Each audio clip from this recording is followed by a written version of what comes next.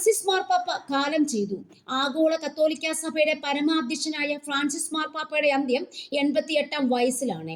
രാവിലെ 7:35 വത്തിക്കാനിലെ വസതിയിൽ വെച്ചായിരുന്നു അന്ത്യം. ന്യൂമോണിയെ തുടർന്ന് കഴിഞ്ഞ കുറച്ചു നാളുകളായി അദ്ദേഹം ചികിത്സയിലായിരുന്നു.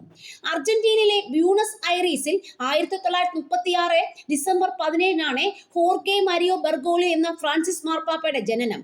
1958 ഈശോ സഭയിൽ ചേർന്നു. 1969 ഡിസംബർ 13 അദ്ദേഹം പൗരോഹിത്യം സ്വീകരിക്കുകയും 2001 ഫെബ്രുവരി 1 കർദിനാൾ ആകുകയും ചെയ്തു.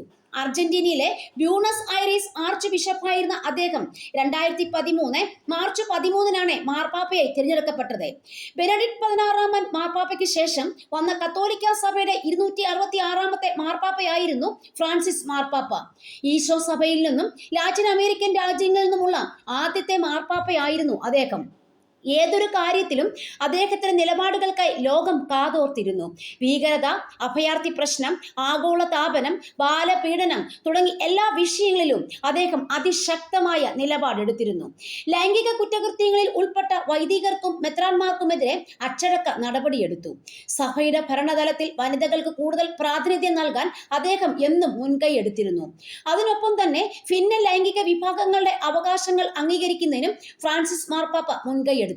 ബിഷപ്പായിരുന്ന കാലഘട്ടത്തിൽ അദ്ദേഹം തന്റെ ആഡംബര വസതി ഉപേക്ഷിച്ച് ചെറിയ വീട്ടിലേക്ക് താമസം മാറി. സ്വന്തമായി ഭക്ഷണം പാകം ചെയ്താണ് അദ്ദേഹം കഴിച്ചിരുന്നത്. കൂടാതെ യാത്രകൾക്ക് ഔദ്യോഗിക വാഹനം ഉപയോഗിക്കാതെ പൊതുഗതാഗത സംവിധാനമായിരുന്നു അദ്ദേഹം ഉപയോഗിച്ചിരുന്നത്. മാർപ്പാപ്പയായി സേവനമനുഷ്ഠിച്ചപ്പോഴും ലളിത ജീവിതമാണ് ഫ്രാൻസിസ് മാർപ്പാപ്പ പിന്തുടർന്നത്. വത്തിക്കാൻ പാലസ് ഉപേക്ഷിച്ച് അതിഥി മന്ദിരത്തിലായിരുന്നു അദ്ദേഹത്തിന്റെ താമസം.